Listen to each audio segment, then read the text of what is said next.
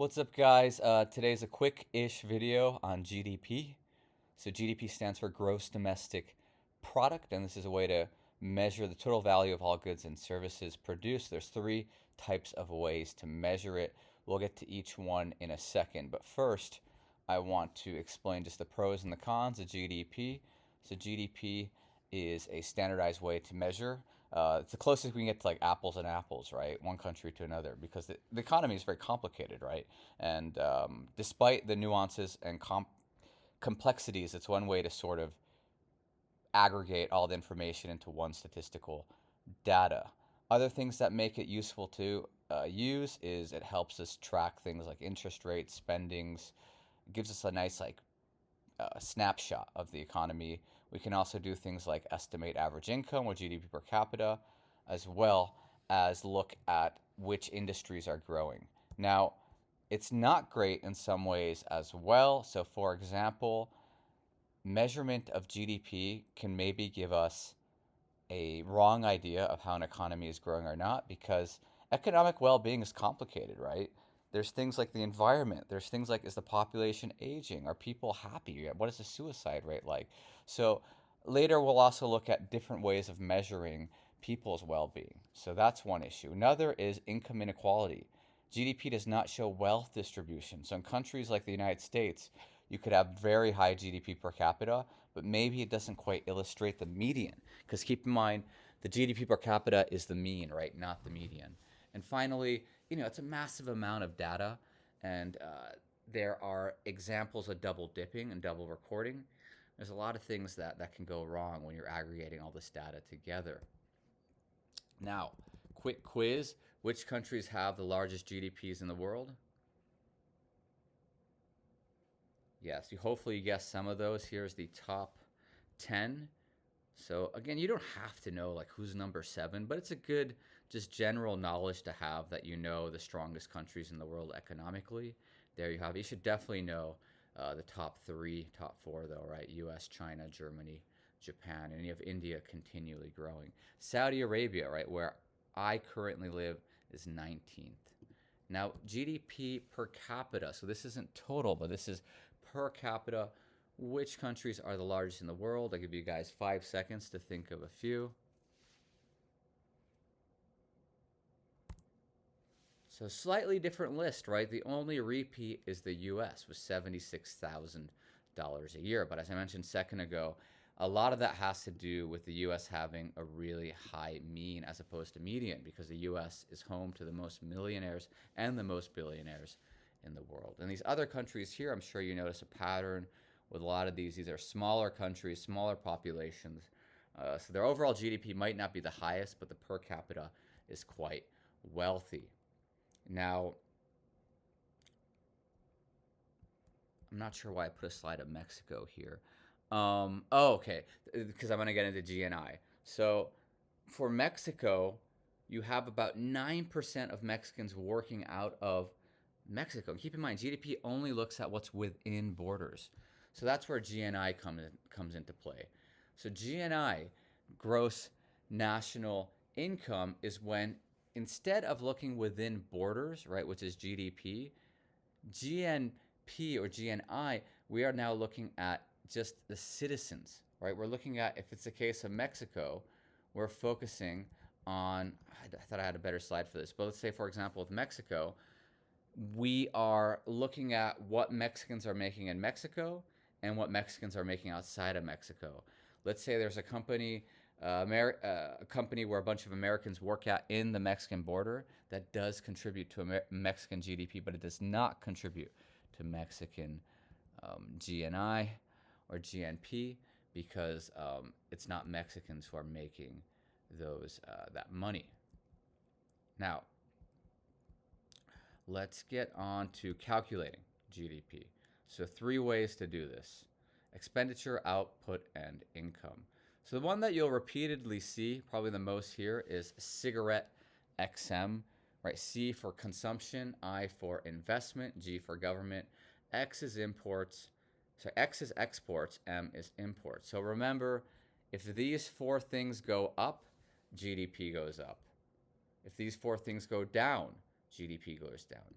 And imports is kind of the odd ball here, where if imports go up, remember your money is leaving, right? That beautiful circular flow is leaving your country, so that is a negative. Whereas if your imports go down, you actually are keeping more money within your borders. Another word for this, by the way, is the trade deficit or trade surplus. So if you end up with a positive here, as in you're exporting more than you're importing, that's a trade surplus. If you are exporting less than you import, that is a trade deficit. Now, cigarette XM, right? So, for example, with consumption, this is pretty much like any type of consumer purchases, whether it's someone buying a house or an iPhone or I was about to say CD player, but I guess people don't buy that anymore, or buying just like food at a restaurant or a grocery store. That's consumption. Investment is when a business makes a business investment, like a pizza store buys a new oven, a Tesla factory gets new machinery, a Apple office buys new chairs and computers for their workers. That's investment. Government expenditure is whatever the government spends. They build a new public park. They invest in public schools. They spend money on the roads. Those are government expenditures. And finally, exports are just when you sell things to people outside of your country. Imports are when you buy from other nations. Now, the output method is where you measure the total value of all final goods and services. So, for example, actually, I think I have an example on the next slide here. You are only looking at the final output. So let me explain what to be careful of. So let's say you are looking for the cost of bread. And when you look for bread, there's various stages to make bread, right? You got to get the wheat, you got to get the flour. At the end, you have to put those together to make the bread. And each of those processes might have an output of, let's say, 50, 100, 150, right? Add that together, that's 300. However, that doesn't matter, guys. What matters is the bread we made. How much is this bread selling at the supermarket? That is our value added, right? So it's to avoid double counting, because ultimately what matters is how much this bread sells for, right? Not what happens in the process to get there. Another common example brought up in economics would be automobiles, right? Yes, there's processes to making cars, like the car parts, the steel, assembling the parts, but what really matters is how much are we selling the car at the end of the day. Now, we'll just skip this in the interest of time. The last one is income method. I think I had a acronym for this. It was WRIP. So WRIP, wages, rent, interest, and profits. So you add up all the income earned, right? Because each of these processes has, for example, wages, rent, interest, profits made. Now, there is a challenge to this, and that is in a lot of countries, especially more developing countries, or in other words, emerging economies, a lot of things aren't registered, right? For example, if you've ever been to like a place like Thailand or the Philippines, and you're at the beach and you're getting lessons from an instructor and you pay him with cash, he might not log that cash you gave him, right? You'd say you just gave him the equivalent of whatever $30 is. There's a probably pretty good chance the guy's pocketing $30, right? Or if he is filing taxes, what's going to stop him from logging that he got paid $10 instead of $30? So this is why it's only effective if the economic activity is registered, and this is even more difficult when it's in emerging economies or developing countries.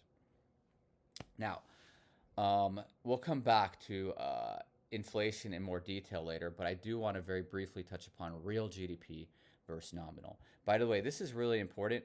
Nominal GDP is what we've been talking about. Nominal GDP is GDP.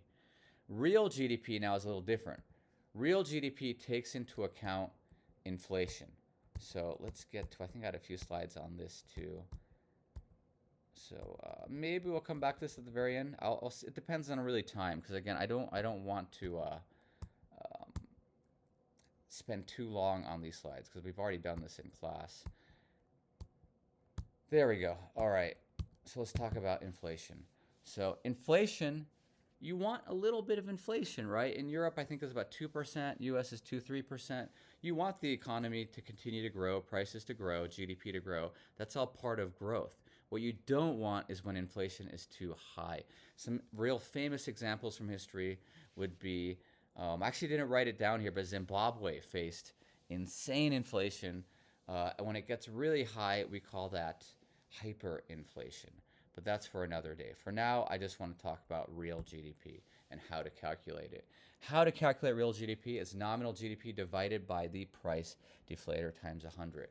The price deflator indicates the amount of inflation we have. So the way to calculate that is 100 means real GDP equals nominal GDP. So in other words, this means 0% inflation. If it is 103, it means 3% inflation. It's not on the screen, but let's say it's 95. That means it's -5 deflation, right? Not inflation. Now, in this example I am giving you, and this is real, this is from Bulgaria, you'll notice the GDP for Bulgaria shrinks a little bit between 2014 and 15, but then it grows, and it really grows, and then it really, really grows. Right? One would say, if they were just looking, we'll focus now on just 2005 to 2016, that is a 3 million GDP growth, a 6% growth. But this is where real GDP comes into play. Notice inflation between here to here. We are seeing real high inflation take place in 2016, right? We're seeing 6% inflation, which is pretty high, and 9% compared to 2 years ago.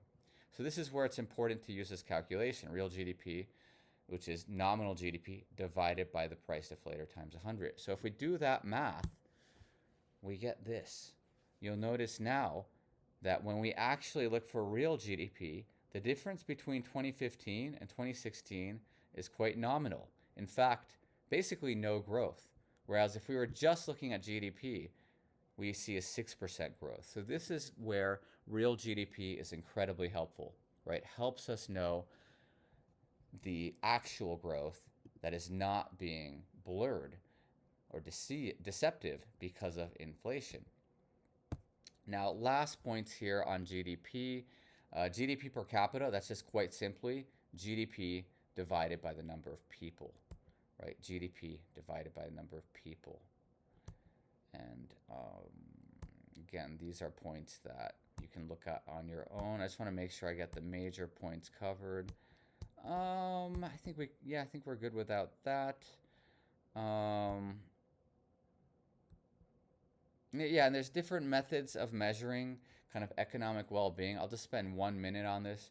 Green GDP takes into account environmental costs, which is a great point, right? Because let's say you're making tons of money, but if the cost is really bad air and losing a lot of natural resources, is that worth it? Another is HDI. So this is where you look at things like health, education, living standards. Another one is